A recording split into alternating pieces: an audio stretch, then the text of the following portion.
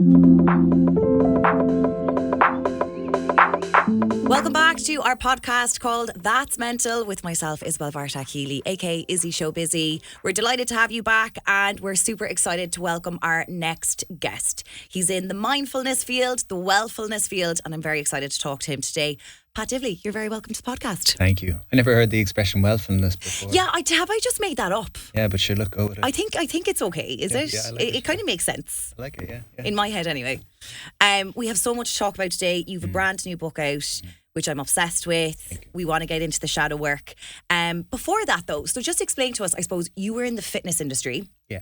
And then you didn't do a 360, but I suppose you entered into the mindfulness, wellfulness area. What made you decide, look, I want to get in touch with that side of myself a little bit more?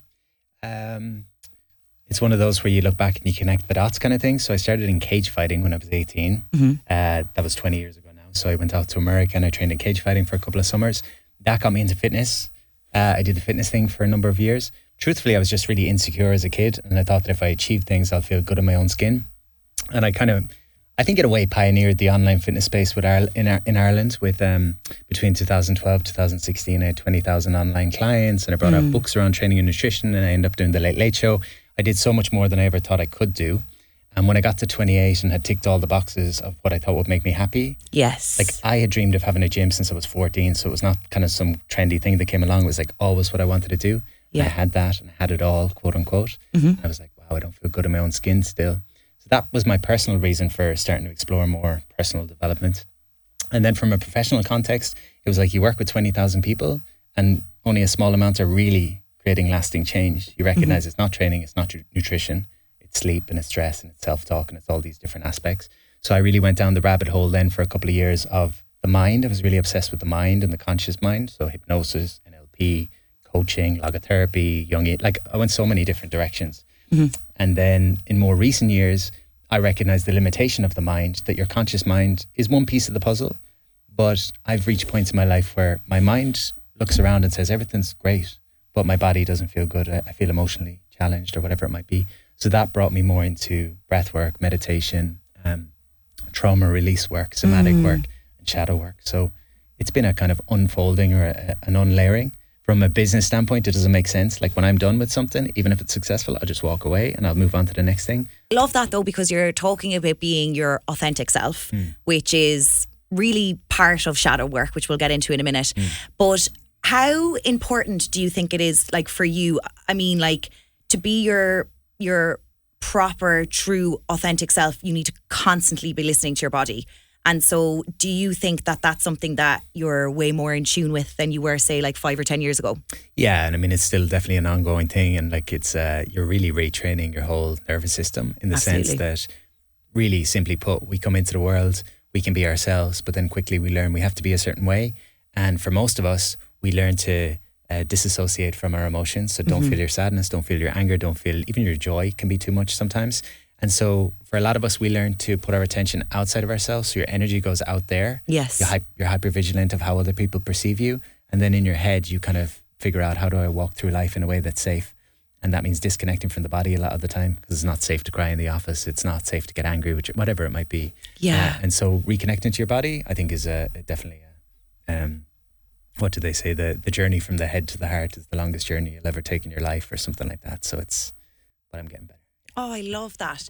And so why do you think, like, I feel like the area that you're, I suppose, focusing on personally and professionally at the moment is blowing up at the moment. You know, everyone is looking at aspects of themselves. Like we were chatting about it before we started recording, like everyone is like on the spectrum to some capacity. If you don't think you have a little bit of autism, you think you have ADHD or OCD.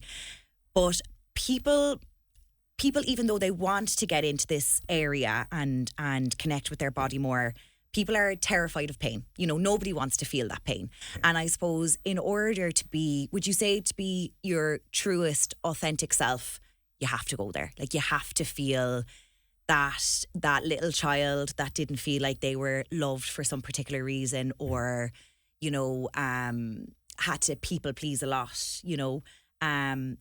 Do you think that's what's holding people back, is just that absolute, just being so frightened to take that pain? Like, yeah, I think there's a resistance to suffering, and I was on Brezzy's podcast a couple of weeks ago and we were talking about that idea that everything comes back to people's avoidance of suffering. Yeah. And it's one of the noble truths of Buddhism that you will suffer. It's a part of life. It's like the gym, I suppose, or anything else. You're going to hurt before you get stronger. You're going to experience some soreness and you're going to grow through that pain. It may be a bit of a side, but like when we think about the mind-body connection and what happens in the body when we experience trauma or overwhelm, the body freezes. So you think about a child being bullied. They have this big surge of energy where they want to fight or flight, but they get overwhelmed and so they freeze. And in that moment, their breath stops, they tense their body and they can't get the words out. So they lose their voice, lose their movement, lose their breath, and that gets stored in the body. So when we start to do the work, if you will, whether it's yin yoga or it's breath work or it's somatic work or it's psychedelics or any of these things that can help us to heal, to come out of that frozen state, it starts to wake up that energy again. And so the anger you couldn't feel at the time or the fear you couldn't feel at the time can start to kind of come back into your body. Bubble to the surface, That's why you can feel a bit tender when you start to do this work, because you can see it as, oh, it's bad and it's wrong, or I see it as kind of a purging of old energy that was stuck. And you need to learn how to work with that energy. Yeah. So if you're a people pleaser that's shut down your anger all your life, your body will physically tense when there's situations where you're trying to find your voice. If you're going to open that up again, you're going to feel more aliveness, which is like energy, which isn't always pleasant. But the work is learning how to work with that. Yeah, and also like understanding boundaries. I love the word boundaries because I always think it seems like very negative, but it's such a positive thing. And that's relearning yourself and what you need. So again, like a people pleaser, like they will feel so awful for having a boundary up, you know what I mean? Or not replying to that message straight away, or, you know, not overexerting themselves because they're so used to pleasing everyone else around them and not connecting with themselves. And I suppose through that process, you can sometimes lose connections with people, but it's not necessarily always a bad thing. No. And there's a couple of exercises in the book around boundaries. And, I say that when you start to express boundaries, it's probably not going to be graceful. You know, you're probably going to make mistakes at times. You'll probably be a bit too assertive at times. Sometimes people weaponize the word boundaries and they'll just be ignorant and they'll call it a boundary. So it takes a bit of time and a bit of practice. There's an exercise I sometimes do on stage where I'll walk towards someone and I'll tell them that when you want me to stop, tell me to stop. So I'll just walk towards you. And typically people will say stop after I've overstepped their boundary energetically, because they don't want to make me feel bad. Yeah. And that's kind of how it works for us. We'll let people push and we put their needs ahead of our own.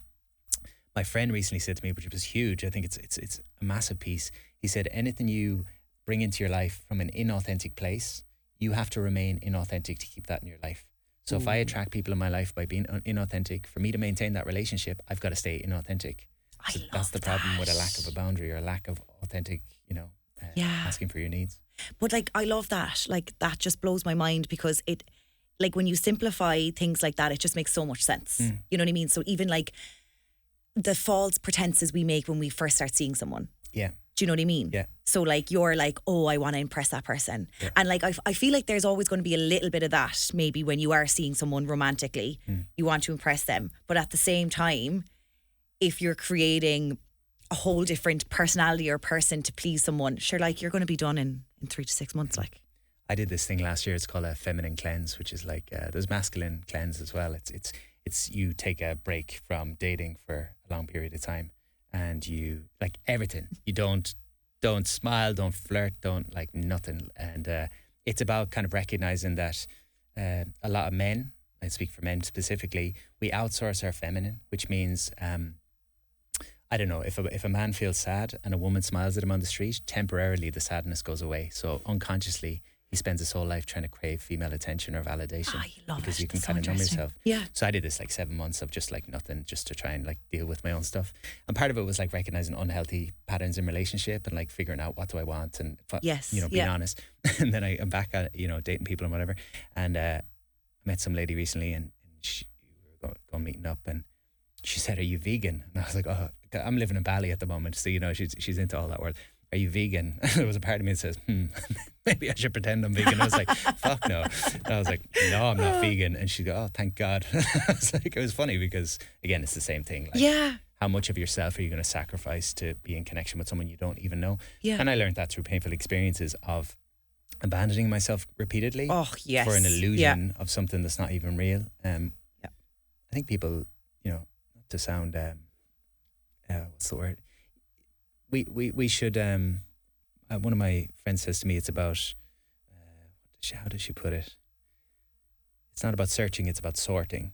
So it's like, rather than searching and trying to find someone, just sort it. Like, is this good for me? Is this not good for me? Absolutely. But also like letting people come to you as well. You know what I mean? Because I feel like, I think the area of relationships is so interesting because I feel like we were made to think that we're not whole on our own. Yeah. I think society and also just people in general think that they're not enough. Like that word, like I'm not enough. And it always comes up because they're not in a relationship or their relationship isn't fulfilling. And I suppose, again, it's like retraining yourself to think, actually, I am enough on my own. I don't need to search for someone. I don't need to change myself or mold myself within, like, I mean, obviously, you know, if you're living with someone, you're molding yourself to some capacity, but it's like just retraining yourself to think that you are enough, which is really shadow work in itself. Yeah. Carl Jung is kind of the godfather of shadow work. Like, he was this, you know, Austrian genius that came out with a lot of shadow work years ago. And one of the concepts he would talk about in the shadow is the anima and the animus. The anima is the inner feminine in a man, and the animus is the inner masculine in a woman. So this has gone back like a couple of decades, so it's kind of a different thing. Gender roles were more clear, I suppose. And so his thing was, you need to kind of get to know your anima. So for me as a man, I need to get to understand my inner feminine and what she represents. So it could be nurturing qualities, caring qualities, more compassionate qualities. And that'll trigger some people that I'm putting gender roles on it. But again, it was a different time. But in the same kind of token, it's the idea of like, what are the things that I project onto other people that I'm looking for in another person? And can I Get nurture them for them? myself, Yeah. And then I can come to a relationship from a place of wholeness where like, I don't need anything from you. And so I can give something to you. Because a lot of us unconsciously go into relationship and I'm trying to take. It's a taking energy. Absolutely. If I don't have it in myself and I project onto you that you have it, I'm going to need you. And I don't want to need people. I want people, I suppose.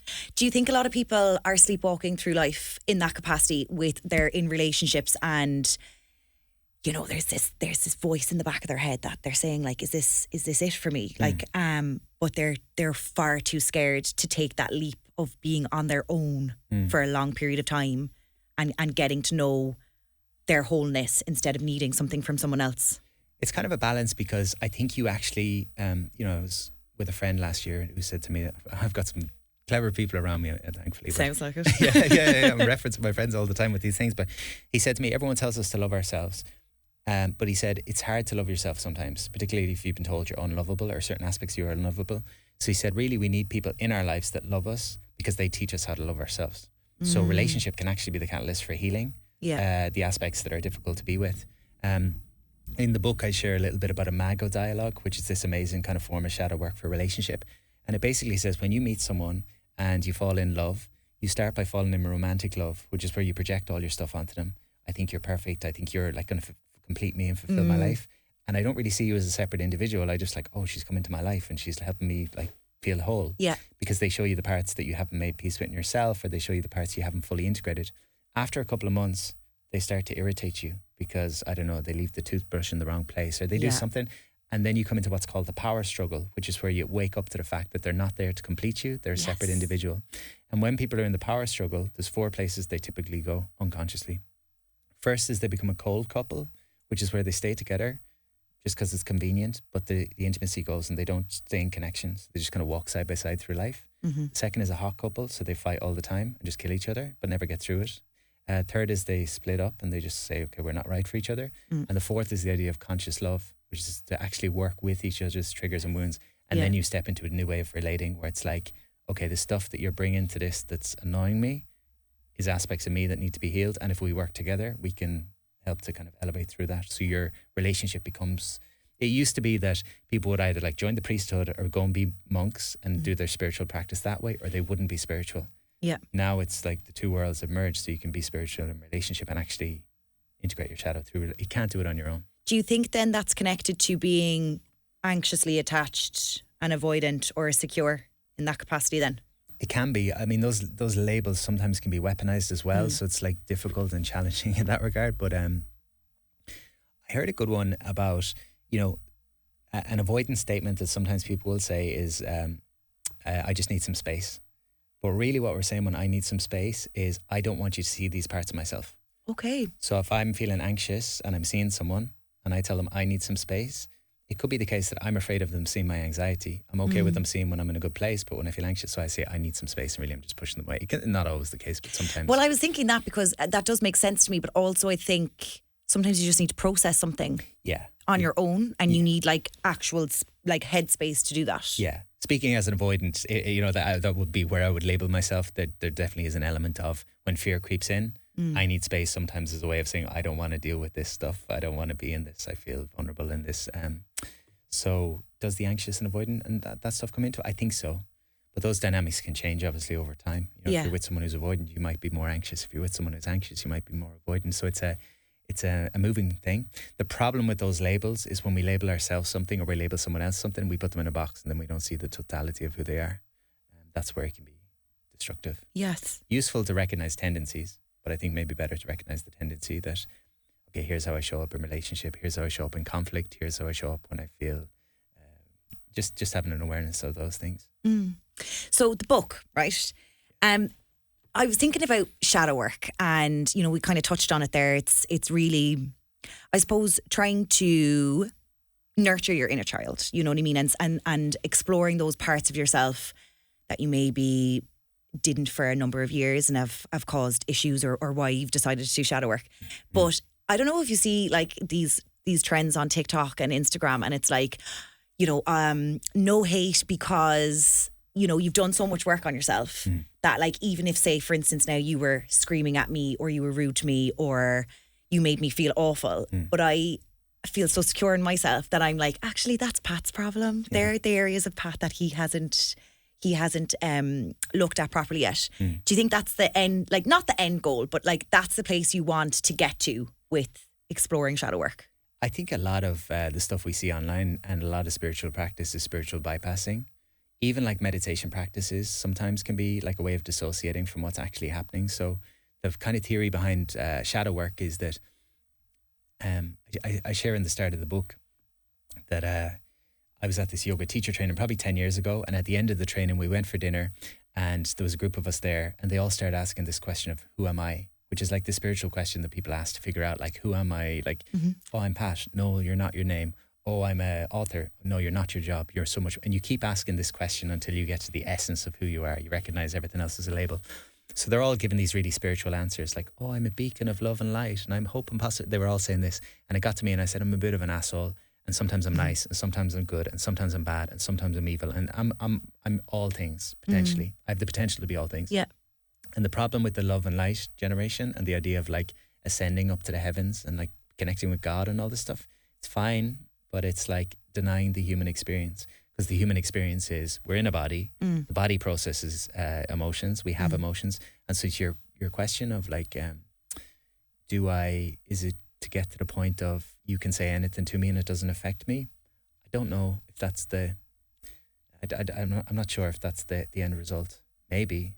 I suppose maybe it's feeling your emotions, but like not letting them consume your life. Yeah, I think it's about being intimate with your emotions. So the idea of intimacy is that you can either be distant, where you're disconnected and you pretend it's not there. You can be fused, where it overtakes you and you don't realize it's overtaking you. So you just become a hotbed of anger, or else I'm not an angry person, but the middle ground is to say, I'm experiencing anger in this moment. Here's what it's about. Here's how I can deal with it. So it's actively thinking really about, it's stopping yourself in your tracks and not letting yourself, like, for instance, like if you are someone who like ruminates a lot, who overthinks something and you're going to bed at night and you can't sleep and you're thinking about the guy that didn't text you back or the thing that you said at work that like freaked you out, and it's stopping your thoughts in your tracks and kind of being kinder to yourself about it. Because I think we all can have tendencies to, one, speak to ourselves badly, but two, let ourselves ruminate because it's what the brain knows. It's what you've done. And it's stopping yourself and going, okay, actually, this isn't beneficial thinking to me right now. So let's change the patterns here and like recreating the patterns in the brain. Yeah. And making space for whatever you're feeling. So when we experience triggers or emotional discomfort, there's a tendency to maybe, I don't know, project outward and like lose ourselves in that, or to drink or to whatever, like escape ourselves. I think that the work in triggering is to say, okay, if you do something that I find upsetting, I can blame and project onto you. I can try to distract myself. I can numb myself. I can do all those things. what I would encourage people to do, which is not always easy, is ask myself, what's the story I'm telling myself in this situation? And what's the feeling below the story? So if you don't text me back and we're dating, I can blame. Or I can ask, what's the story I'm telling myself? She doesn't care about me or respect me. What's the feeling below that? Sadness. So sadness really is the piece. And that's the piece that we don't want to go near, because that's in the shadow. And I don't want to be vulnerable enough to let someone else know I'm sad. But if I could tell you I was sad because of what happens, it's different to me saying, well, you never text me back and all that kind of thing. So in the conflict in relationship, or like any kind of relationship, not just intimate relationship, we make all these assumptions to protect our vulnerability. We don't want to tell the very thing that we're feeling, which is the only thing we can be sure of. I can only know what I feel. And then I make all these assumptions about what you're experiencing, what you're thinking, how you're trying to hurt me, how you don't care about me, all these assumptions. And the very thing that I know that's true, which is how I feel, is the thing I'm afraid to reveal. But that's the bit I need to kind of lean into. I love it. It's just so interesting, because it's like, if you really just listen to yourself and pare back where this is going, and basically bringing it inward, like breathing into it, understanding how you work, understanding how you feel, understanding your triggers, like you can just learn so much more about yourself. Yeah. We used to do men's groups where men would arrive. I'd have each man look each man in the eyes. And if you had any issue with any man in the room, you'd say it before we started the group, so that we could we could do a process. Interesting. Because there'd always be these little tensions. Yeah. And we'd have to clear because we couldn't do proper work, like therapeutic work, if people weren't clear. And sometimes you'd come in and guys would have all these judgments about another man. And I'd make them look at each other in the eyes, and I'd say, what are you noticing in your body? The tension in my chest. What's your belief about this man, or why do you not trust him? And they'd say, he showed up late and I just don't like him. And then you'd ask, what's the feeling below the judgment? You'd say, I feel scared. That's what you're dealing with. The guy is scared, and then he's projecting all his fear onto the other person, rather than acknowledging that the fear is his own. Yeah. And then we'd work with the fear in him. So it's, what's the story I'm telling myself? What's the feeling below it? And how do I kind of turn toward that feeling rather than away? Someone said to me recently that your vulnerability is your superpower, and like lean into that. Do you think that the word vulnerability to not like the whole of society, but do you think it's seen as a negative word? Do you think people are like, vulnerability, bad word, don't want to go there, that scares me? Yeah. I'm not sure what the crack is with vulnerability, in the sense that like people often tell me I'm vulnerable because I'll talk about things openly on stages or whatever, and I don't see that as vulnerability, because what I'm revealing in those moments I'm kind of comfortable revealing. I've either processed it and integrated it, or it's like it's stuff that I'm kind of aware of and I've worked with, so that doesn't feel vulnerable. What's vulnerable for me is like if I'm in a relationship, or if there's something going on and there's something there that I don't want to show. That's the real vulnerability that most people won't ever see. So I sometimes wonder, again with social media and stuff like that the idea of being vulnerable or being authentic, is it really vulnerable and authentic, the stuff that we put out there? Or is the vulnerability really what happens in our moments where we're like completely, I guess, fearful? Like vulnerability is around a lot of fear. I would say people don't see, the strength in it, in the sense that you've got to, effectively what happens is we all grow up biologically. So like, I'm 37 now, so I've grown up biologically. I go to the barber, I look in the mirror, I'm like, fuck, I'm getting older. But emotionally or psychologically, oftentimes we get stuck. So the little boy that was told at 7, the boys don't cry, freezes in time passes by, but emotionally I'm stuck at 7 years old. And so vulnerability is like, can I allow expression for the part of me that got frozen 30 years ago kind of thing? That's where the fear is, because it's terrifying, because that got locked away for a reason. So shadows the idea that I learned I was unlovable when I showed certain aspect of myself. I hid that part of myself. I put another part of myself forward to protect it. And it's terrifying for me to reveal that, because it's like a death sentence. Because when you're a child, you're completely dependent on other people's attention. So if a boy is told boys don't cry, hide the tears, put forward the overachiever and the workaholic, and play out that pattern. And so vulnerability then is when you're fighting with your partner and stress comes up and your pattern is to go and do what's comfortable, which is work. Can you stay in the conversation and allow yourself to share what's going on? And again, it starts with knowing yourself first. So knowing your own feeling and then being able to reveal it. And it's challenging, because you need someone who's going to meet you with that and be able to. You've probably saved a lot of relationships, have you? Oh, yeah, I've probably spoiled a few. It's actually, some people have come and said that it's completely changed how they relate. Yeah, and it's simple things sometimes.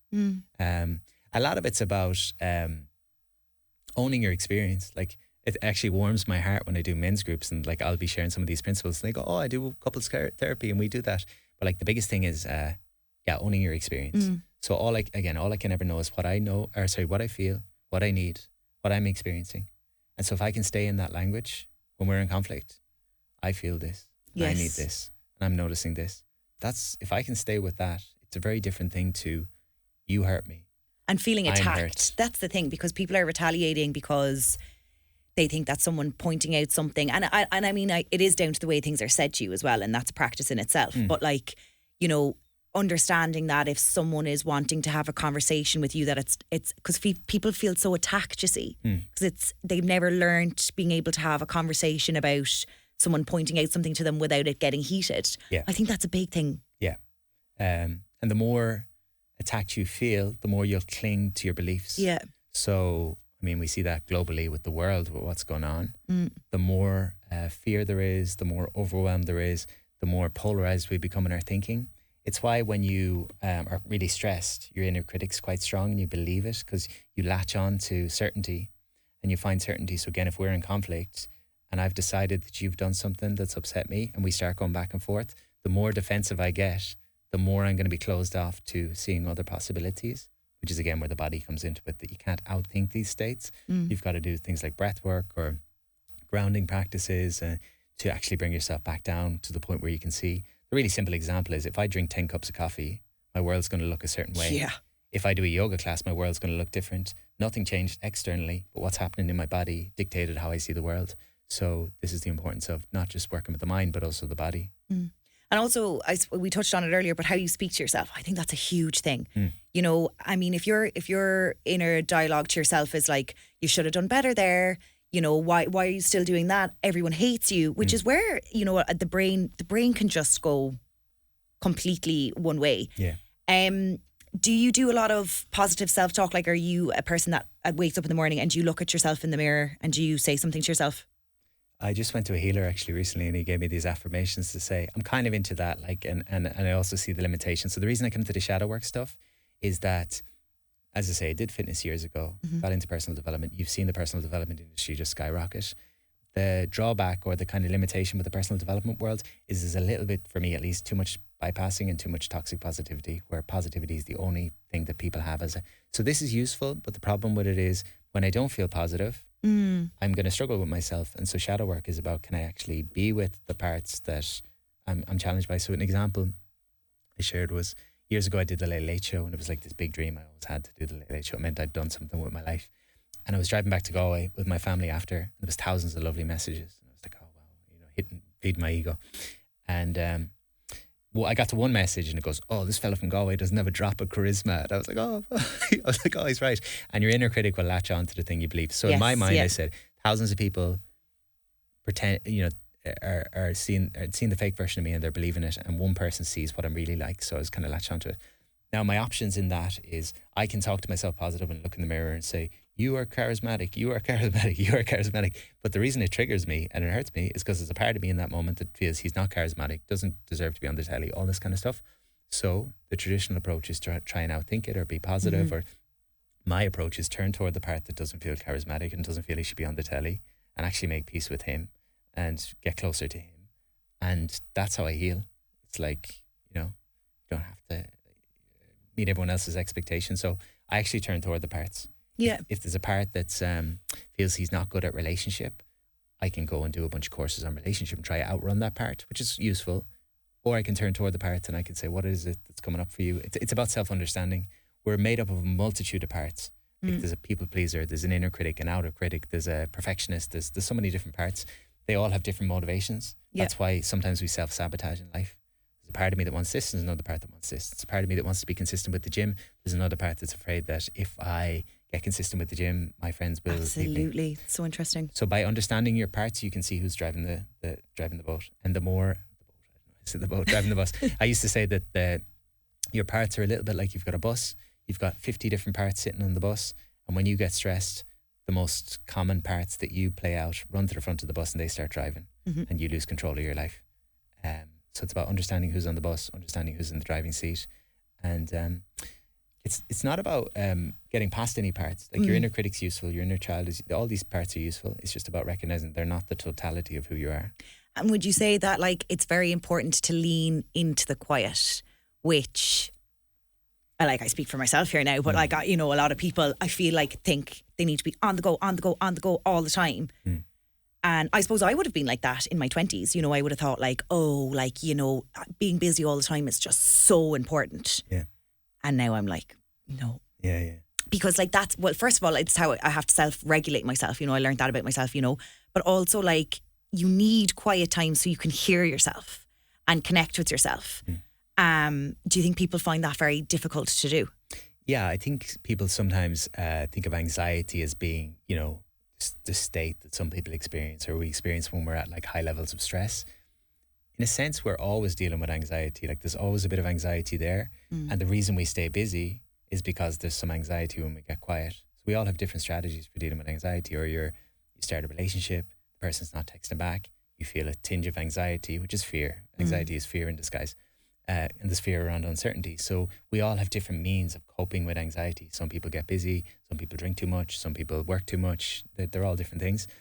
So I think, being able to be with, because it's kind of in a really simple level, if I stay busy all the time because I don't want to sit with the anxiety, I might achieve things in my life. My life might look good, but it's not authentic. You don't know where you're going. It's only when you sit with yourself and you make peace and turn toward the anxiety, which kind of is counterintuitive to most people because they don't want to be with that part. But if I can turn toward it and I can say, what's the fear here? And the fear is there's a guy, do you know Dick Schwartz, internal family system?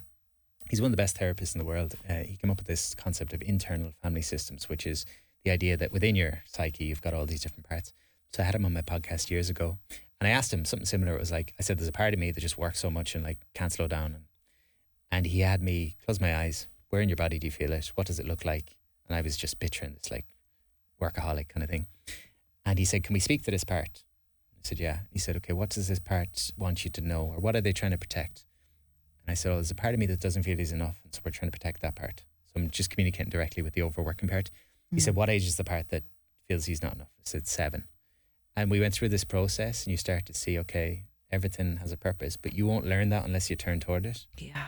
And it's not that, sometimes people think if I say make peace with your anger, they think, I don't want to be an angry person. It's not about that. It's Anthony DeMello says, what you're aware of, you're in control of. And what you're not aware of is in control of you. So if you're not aware that anger is a part of you, it's going to play out in weird ways or be turned toward yourself. If you become aware of anger, it becomes a tool in your toolbox that you can use when it's appropriate. So it's... Awareness is the first step. Awareness is key. And in itself, it's healing. When you do a journaling exercise and something comes up, in relationship, I get defensive when people... You don't need to even do anything with that. Sometimes people think, I need to change this pattern. I think just knowing that is enough. And when the pattern is ready to change, it will change.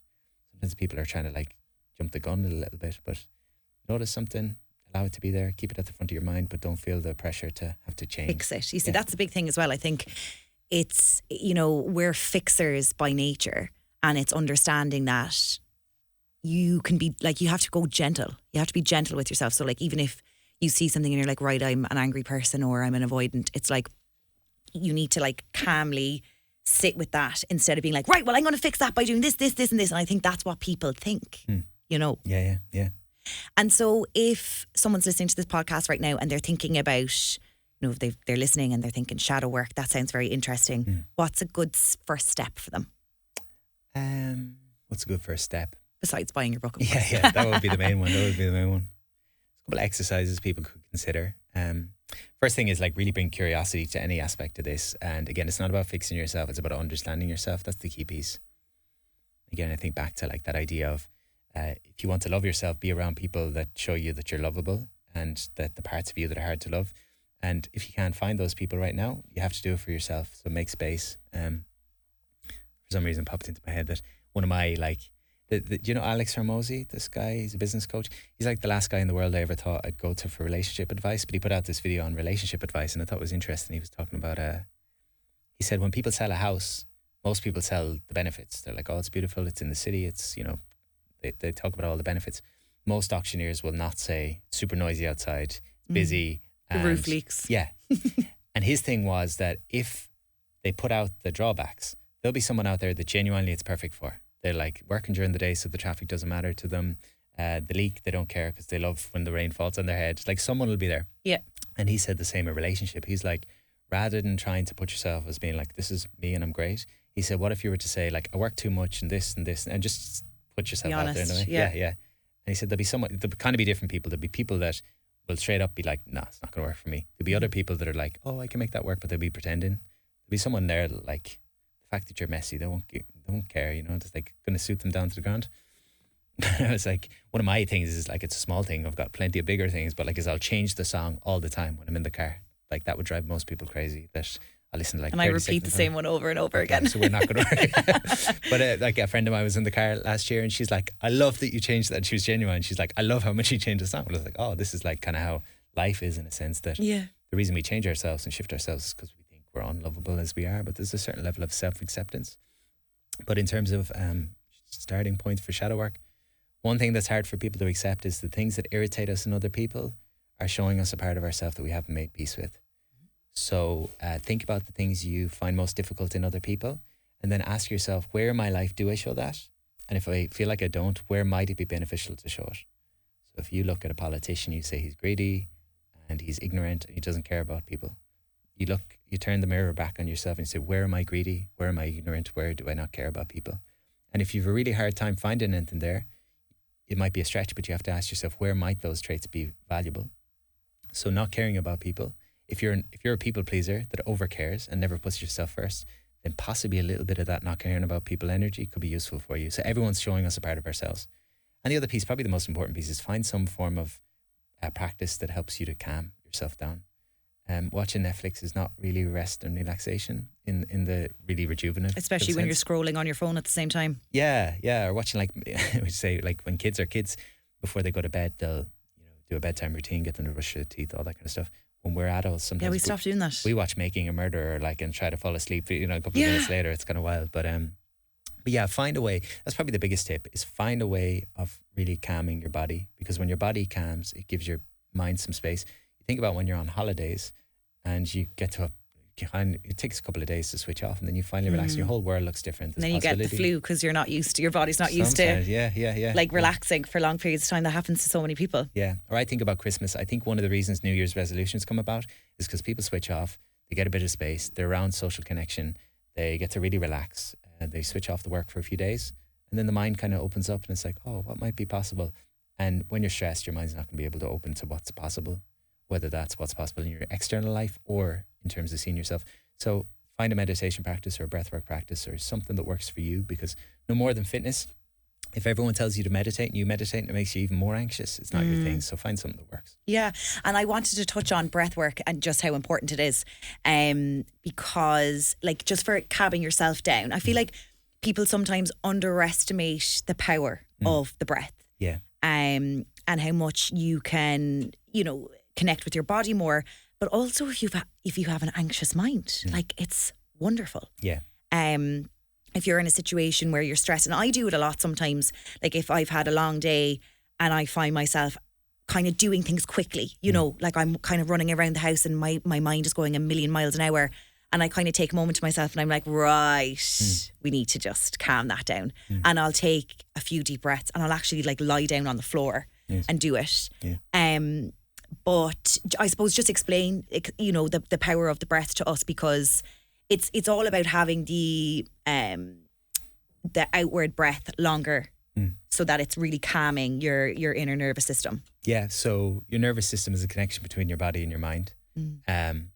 Effectively, there's a two-way conversation happening all the time. So there's the idea of top-down healing and bottom-up healing. Most of us are familiar with top-down. So top-down is the idea that if you change your thoughts, you'll change how you feel. So most of the personal development industry has been around that. Think positive and you'll feel better. So that makes sense on some level, like how I think will impact how I feel. The opposite is also true. So how I feel impacts how I think. And 80% of the signals get sent this way. So 80% of the signals get sent from the body to the mind. So effectively, in any given moment, your body, below your level of awareness, is scanning your environment and figuring out, am I safe in the world? And if there's a sense of safety, it sends signals to the brain. It says we're safe, and then you can think positive. But if your body picks up on signs of danger, it sends signals. It says we're in danger here, and your mind starts looking for threats. So effectively, you can't outthink depression or anxiety. And so you've got to come into your body, and the breath is the fastest way to come into your body. The fastest way to get out of your head is to come into your body. And so if you start to breathe and you put your focus on the breath, and again, for some people that are very anxious, even the thought of putting their attention on the breath can create. So everyone's different. There is different things. But it's slowing your breath is going to slow everything down effectively. I think on average they say we'll take 12 to 20 breaths per minute. The higher the breath count, typically the more chronic stress people experience. So if for 2 minutes, a couple of times a day, you can breathe in for 5 seconds, out for 5 seconds, that brings your breath right down to 6 breaths per minute. So I encourage people to maybe consider every time you jump on Zoom or Microsoft Teams or whatever you use, if you're doing meetings, just do 2 minutes of breath before each meeting, or when you're in the gym, between each set, maybe do a minute of breath. So just putting little pockets of these practices into your life is much more beneficial than doing a big one-off experience. And I'm learning that more and more over time. Like I've gone and done ayahuasca retreats and climb mountain, like all these big experiences, peak experiences, which are nice and they kind of change your mentality in a way. But what you do daily is the most important thing in the world. No more than fitness. Like I can go and do a high rocks or something and have a big experience, but if I don't... High rocks, yeah, it's the trendy thing, huh? I know. But yeah, what you do daily. So I think, breath, really important. As you say, double up on your exhale is a nice kind of, if someone's feeling anxious, in through your nose, make your exhale twice as long. And it sends a signal to your body that you're safe. But also your brain, because you can be in the backstage of your brain. What's that called again? Well, you got reptilian brain, which would be the where your primitive responses would be. But also where you can be really anxious. And so if you're breathing, you're connecting with the front part of your brain, your frontal cortex. Yes. And therefore I find it so fascinating because you can be so anxious. And when you're anxious, your thoughts are so squeezed. Yeah. And then as soon as you start breathing, it's like, oh, I'm actually okay. It's not going to kill me. You know, I'm fine.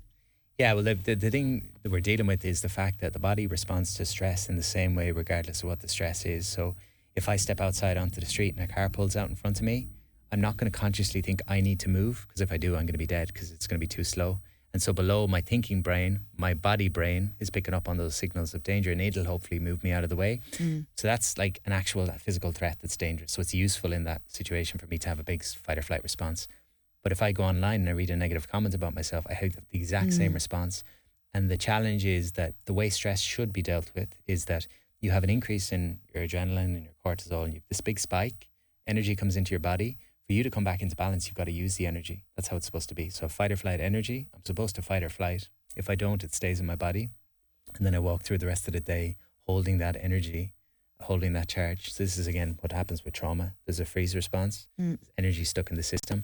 Consciously, I want to be a nice person, but unconsciously, there's anger in my body. And that's why the nice person ends up in road rage. So you've got to kind of connect the two. And again, breath is a really good way of doing that. There's a simple way of thinking that it's kind of been not debunked, but like it's a very basic idea of the brain, that there's the reptilian brain, which is the oldest part of the brain, which is your survival, just fight, flight, freeze, and fornicate. Like these are the fundamental drivers. And then above the reptilian brain, there's the mammalian brain, which is about connection and emotion and attachment. And then above all that, there's your human mind, which is logic, creativity, compassion. And the idea is, if you want to access your human mind, you've got to look after the animals. So if you look after the animals, the human will look after itself. So you got reptile, mammal, and then human. For you to look after your reptile, you've got to look after your basic survival needs. For you to look after your mammalian, you've got to have social connection. And if you've got healthy stress responses and you've got your mammalian. But that's why change is hard, because if I think of joining the gym and all my friends are in the pub, it threatens my sense of attachment. And so that brings me out of the human mind and back down into survival responses. So, yeah. That's so interesting. Pat, I could sit here and talk to you all day. Thank you so much for coming on the podcast. Pleasure. Thank you. If people want to get in contact with you, follow you, do you want to give us your handles where we can get you? I don't really like using social media, so don't message me, please. No, the book is out. Shadow Work is out. If people enjoy that, that would be great. And I run regular breathwork classes free online. My social media is Pat Divilly, but yeah, don't message him. He doesn't actually like people at all. I just like being out in nature. I'm a bit of a hippie, yeah. That's okay. Thanks so much for coming on. Pleasure. Thank you. Thanks.